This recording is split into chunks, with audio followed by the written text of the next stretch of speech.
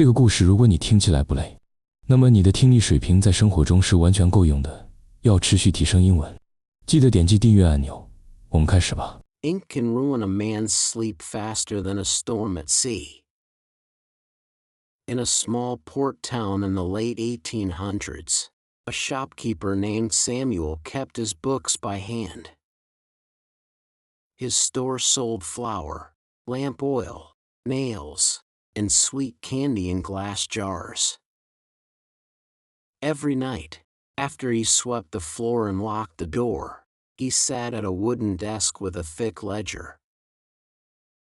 The pages were cream white, the lines neat and straight. He wrote each sale in black ink. When money came in, he felt calm. The numbers stood tall and clear. But when he owed money to the mill or the ship captain who brought his goods, he did something different. He dipped his pen into a small bottle of red ink. The color spread on the page like a thin cut. Those red numbers meant trouble. They meant he had spent more than he had made. They meant he was in the red. At first, it was only a few dollars. A slow winter had kept farmers at home. Fewer boots were sold. Fewer sacks of flour left the shelf. Samuel told himself spring would fix it. Ships would come. Workers would need tools. The red lines would fade under strong black numbers. Spring came, but a storm hit the coast and broke a pier. Ships stayed away. Samuel had to pay for goods that never arrived. More red ink bled across the page. When he closed the ledger, he could still see the color in his mind. It followed him to bed. His wife, Clara, saw the change. He ate less. He stared at the fire without speaking. One night she opened the ledger. She had never cared much for numbers, yet she understood color. The red marks cut across the page like warning flags. "We can sell the extra table," she said. "We can take in sewing. We can wait it out." Samuel shook his head. "If the bank sees this, they may call on the loan." Banks in those days trusted books more than words. A clean page meant safety. A red page meant risk. Many businesses lived or died by the shade of their ink. The phrase did not come from drama. It came from habit. For hundreds of years, bookkeepers used black ink for gains and red ink for losses. The colors were easy to see even in dim light. In markets from London to New York, ledgers showed the same story. Black meant growth. Red meant debt. Soon people stopped saying, "I have more debts than money." They said, "I am in the red." Samuel's trouble grew worse before it grew better. A supplier demanded payment. A note arrived with hard words and a firm date. Samuel felt heat rise in his face. He had worked since he was a boy. He had never missed a payment. That night he walked to the harbor. The broken pier stood dark against the water. Men were working by lantern light to fix it. Boards were hauled in.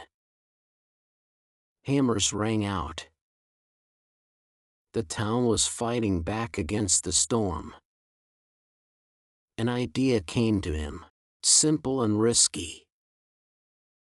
He would sell tools and would on credit to the workers fixing the pier. They needed supplies fast. He would mark their names in the ledger, even if it meant more red ink for a while. If the pier opened soon, ships would return. Trade would flow again. Clara listened as he spoke. She saw fear in his eyes, but also fire. "We are already in the red," she said softly. "We may as well fight our way out." The next weeks were hard. The ledger grew heavy with red lines. Samuel's hand almost shook as he wrote. Each mark felt like stepping onto thin ice. Some townsfolk whispered that he was finished. A rival shop across the square seemed steady and safe. Then the pier reopened. The first ship that docked carried grain, cloth, and a new group of workers. The men who had fixed the pier were paid. One by one they came to Samuel's store. They placed coins on the counter and cleared their debts. Samuel opened the ledger and drew thick black lines beside their names. The red was still there, but it was crossed by strength. More ships followed.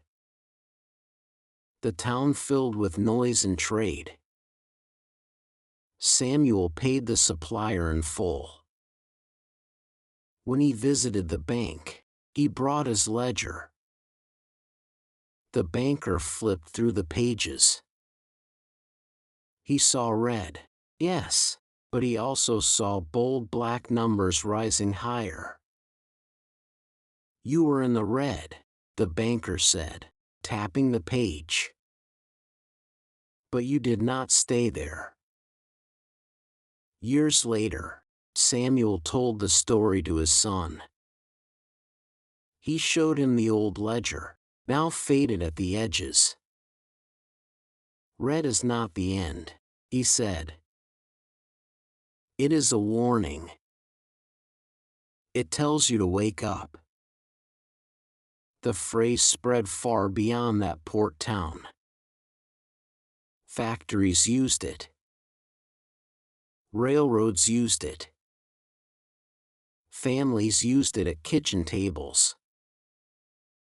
When bills stacked up and paychecks ran short, people would sigh and say they were in the red. No one needed to explain. The color spoke for them. Even in modern times, when numbers glow on screens instead of resting on paper, the colors remain. A bank app may show a minus sign. A stock market board may flash red when prices fall. The old habit lives on. Red still means loss. Black still means gain. Yet the story behind the phrase carries more than fear. It carries effort, risk, and the chance to turn things around. Every red line holds a choice. Give up, or work to cover it with black. Most people have felt that tight knot in the stomach when money runs low. Rent is due. A car breaks down. A job ends without warning. The numbers do not lie. They glow red in the mind, just like ink on a page. In those moments, It is easy to think the color defines you. It does not.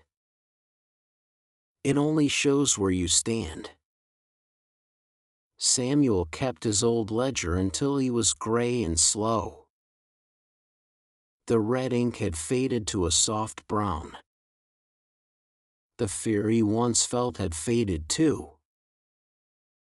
What stayed clear was the lesson. Trouble marked in red can push a person to act with courage. If your own books, on paper or on a screen, ever show red, remember that you are looking at a signal, not a sentence. Many before you have stared at that same color. Some closed the book and walked away. Others picked up the pen and kept writing. The phrase in the red began as a simple mark in a ledger. It became a way to speak about debt, struggle, and risk. Behind it stands the quiet image of a person at a desk, late at night, facing numbers that do not add up, yet refusing to let the story end there. Your story is still being written.